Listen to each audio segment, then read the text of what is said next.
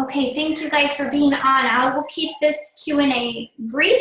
I hope that you can't hear my kids, but if you do hear screaming, they're just super rowdy. They're helping their dad clean the basement at the moment. Okay, so you guys, we have gone through 2 weeks of the program with some prep week ahead of there, so about 2.5 weeks, and now we're down to the final week of the program. So this is my favorite part of the program because you know the rules. You've tried both carb cycling and intermittent fasting, and you are watching and feeling how your body has responded to both of those strategies.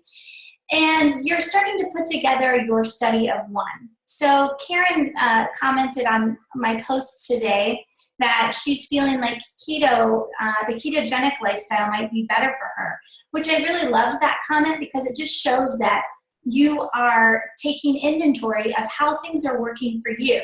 So everybody has a different level of tolerance to carbohydrates, to proteins, to high fats, and we're all different. So it's really important that we're always monitoring what feels good for our body, what fuels us, what gives us energy, what makes us sluggish, what might cause our skin to break out, et cetera, et cetera, et cetera. So I love that you guys are noting that.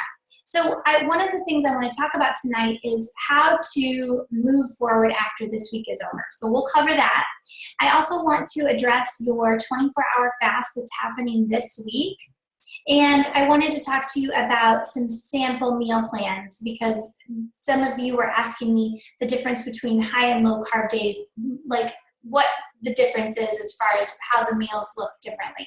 So I just made a couple quick examples of that. So I'm going to share those 3 things. So first, let's talk about the fast. If you are choosing not to participate in the 24-hour fast, that is okay. I'm not your boss, and I'm not your mom, and if it doesn't work for you because of whatever reason, that is fine. If you have a history of an eating disorder, this is not for you. If you are breastfeeding mom or you're pregnant, the 24-hour fast is not for you. So if it's not going to work for you, that's totally fine. But if it can work for you, I'd really like you to consider trying it. I did it recently and I loved how I felt. I loved the idea of cleansing my body, of letting it rest for an entire 24 hours. Your body is constantly working. It's like constantly moving and working and repairing and regenerating cells. And to give it 24 hours of rest from a lot of those digestive processes is just really huge for optimal health. It reduces inflammation. It detoxifies the body. So it's an amazing thing to do for your body if you so choose and if you can partake in it. So I told you in my post that I wanted you to do it on Wednesday or Thursday. And the reason I didn't just pick one day is because I know that it's hard for everybody's schedules to line up. But I sort of wanted us all to try to do it in the same time frame because then we could support each other and help each other. So you're going to start your fast the night before. So that's either Tuesday night or Wednesday night, depending on which day you decide to fast. And you'll just start it after dinner, just like regular intermittent fasting. Then most of the fast will take place while you're sleeping, or the majority of it, I guess half of it. When you wake up, no coffee. That was, to be honest, and this is so silly, that was the hardest part for me is no coffee because I just love the comfort of it. But you can have herbal tea and water. You can add lemon to your water, but no supplements. If you do any supplements, no BCAAs, no pre-workout. You really shouldn't work out on this day because you won't have many calories. So nothing in your system. No calories. Let me tell my kids to be quiet. Hold on one second.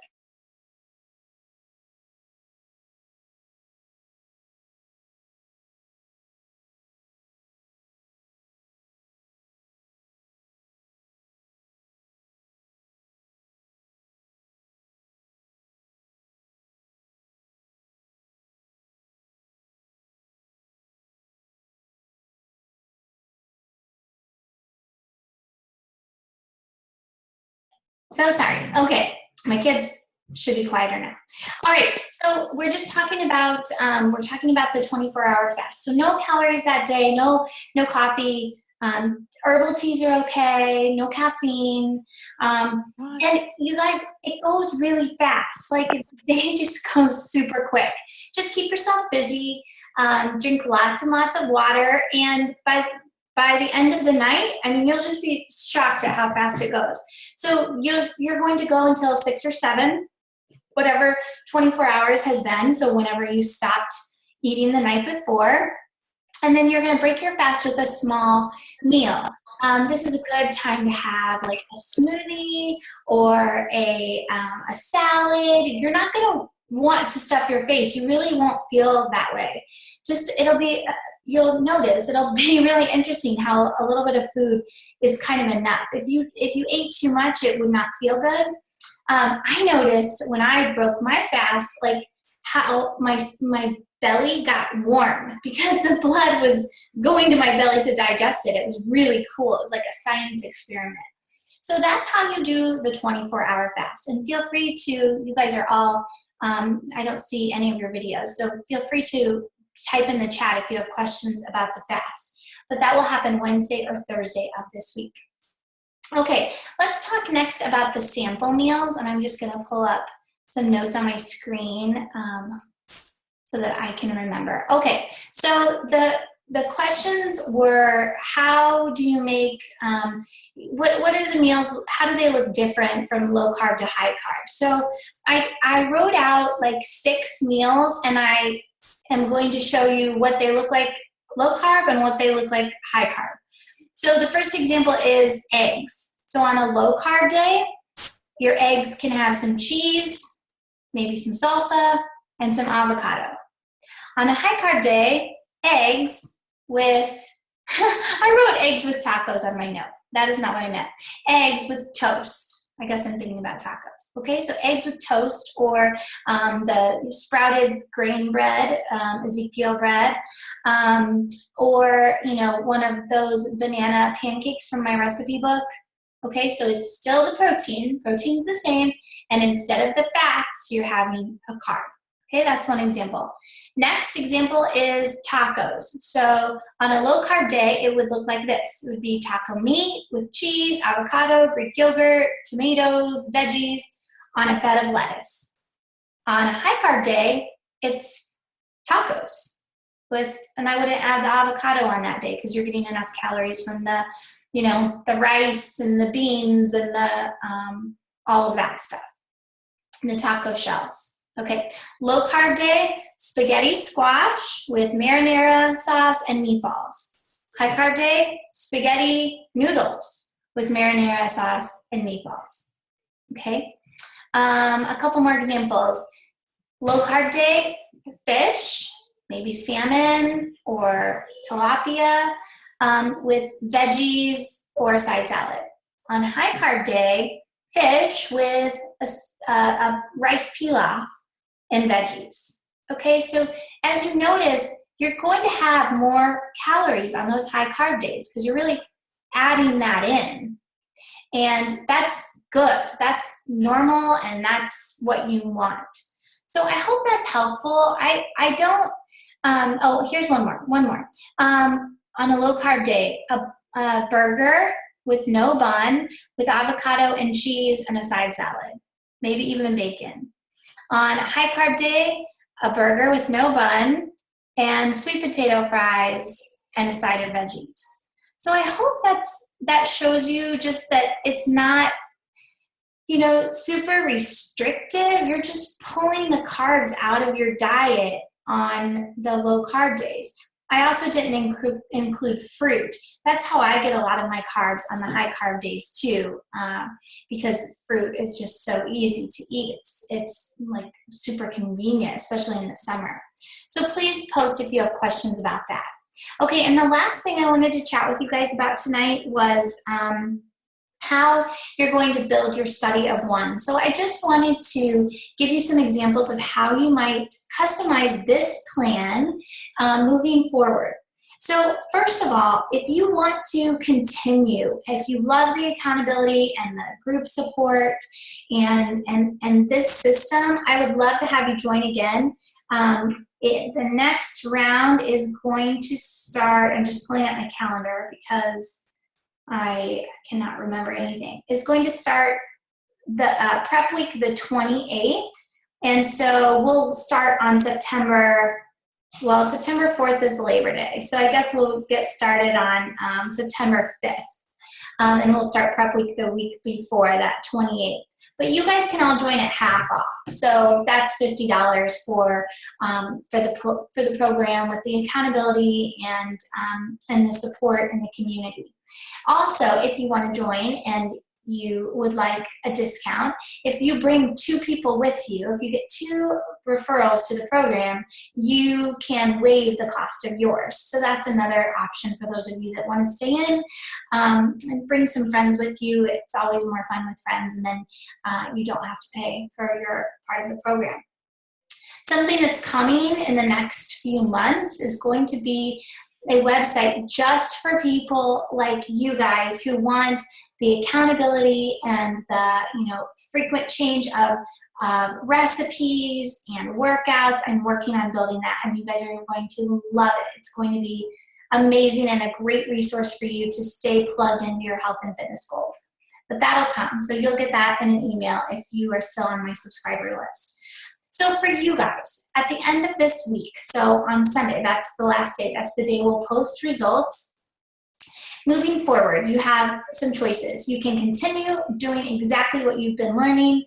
You can do it on your own. You can join my next round.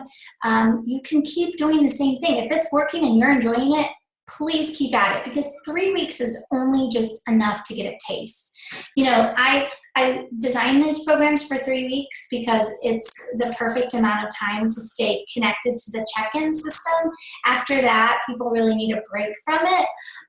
But for habits, really doing this for like 3 months is more of a better length of time to really get all the way in it and get all of the benefits. So feel free to keep going, especially if you're enjoying it and you're feeling good. There's just really no need to change it. If you've noticed that you perform better, substantially better when you've got more carbs and you're super sluggish on your low carb days, I would encourage you to consider adding more high carb days and fewer low carb days. This also might be helpful for those of you that train really, really hard and heavy. If you hit the gym really, really hard 5 or 6 times a week, you probably need more carbs in your life. Okay, so the every other day system might not work for you. So structure your days in accordance to your workouts. If you are a person that is feeling super great on your low carb days, and then on your high carb days, you're finding like different reactions, maybe that could be from the carbs, the higher carb intake. If you're just maybe fuzzy or you feel bloated, now we're all gonna be a little bloated on high carb days, but if you just don't feel great on the high carb days, maybe think about taking one of them away and substituting for a low carb day. So have 2 high carb days in the week instead of the 3. Now, here's another option. And this is what I do now. Instead of a flex day, I put my flex treats on my high carb days. So that doesn't mean that I have like a full flex day every time there's a high carb day. It just means that if I'm going to have ice cream, it's definitely going on a high carb day, because I know that I'm going to burn it off in my workout, and I'm eating smart that way. So those are just some ways that you can restructure. Another option is to consider the intermittent fasting. How often are you doing it now? Are you doing it 6 or 7 days a week? Is that working perfectly, or is it a bit too much with your schedule and you just are having trouble getting your calories in? Maybe cut back on that. Maybe just do it 3 days a week.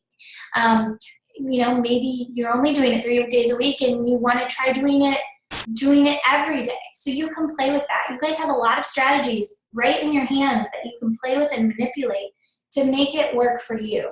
So I have one more example about how the study of one works and how you can apply it. So in my research on intermittent fasting, there's research to support both the fact that if you take in any calories, you're technically breaking your fast. And there are people that say, you know, you can have up to 50 calories and you're still not really breaking your fast.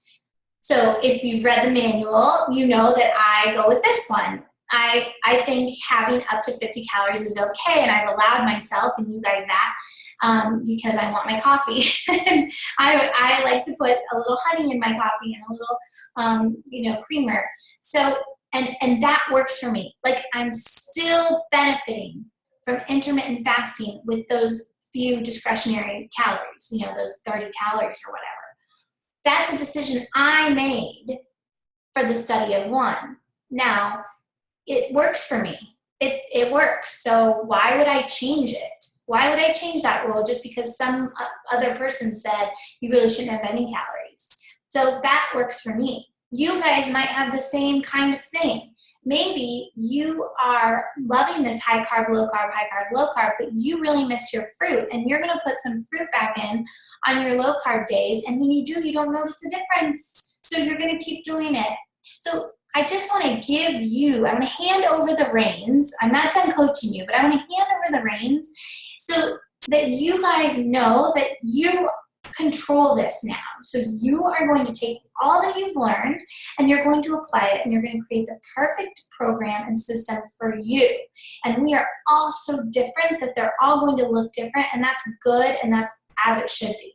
So I'm giving you permission to change it and play with it and alter it. You've got the bare bones of it, and you have my support forever. So as we move forward, that's something that you should look into. Okay, you guys, let's, if you have any questions, this is the time. I'm going to unmute you guys, those of you that are on your phone, and you can feel free to type into the chat tool. Oh, Amy, you raised your hand. Amy, hold on, let me unmute you. Unmute. Okay, hi, Amy. Hello. So my question is, so if we do the fast from like say 8 o'clock on Tuesday until 8 p.m. on Wednesday night, and we have a small meal. Yes. Then do you fast then until your normal 12 o'clock time the next day? That's a good question. I think you guys should play with it. My intention was to do that, but then the next day I was really, really hungry. So that night I ate my small meal and I was totally satisfied and I was fine and everything was good. And then in the morning I woke up and I was really, really hungry. So I had some eggs for breakfast and just didn't fast that day. Gotcha. Thanks. But yeah, you can totally feel it out. I'll be really curious to see how you guys feel during your 24-hour fast. I think that since you've been doing the 16-hour fast, that you're going to find it's not so bad. All right, good question. Anybody else? Oh, this is so cool how you guys can raise and lower your hand. Okay. Hi, Mary. Hi. So a quick question about continuing the fast and the program kind of on our own with what we've been given, you know, thus far. Will we, if we were going for more poundage loss or more, you know, more loss in our inches, if we keep on, is that what you said, 3 months is a good kind of, a good point to kind of try and keep it at, is 3 months to kind of see those great results? Yeah, absolutely. 90 days is perfect amount of time to really get comfortable with it.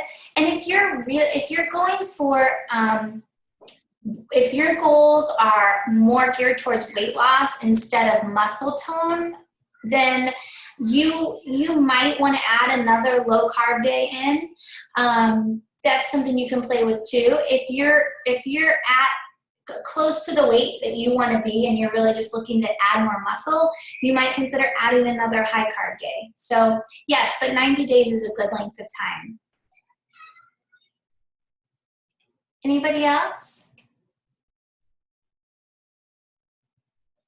Did you, Amy, I don't know if this, do you have another question, Amy, or did I just not clear it?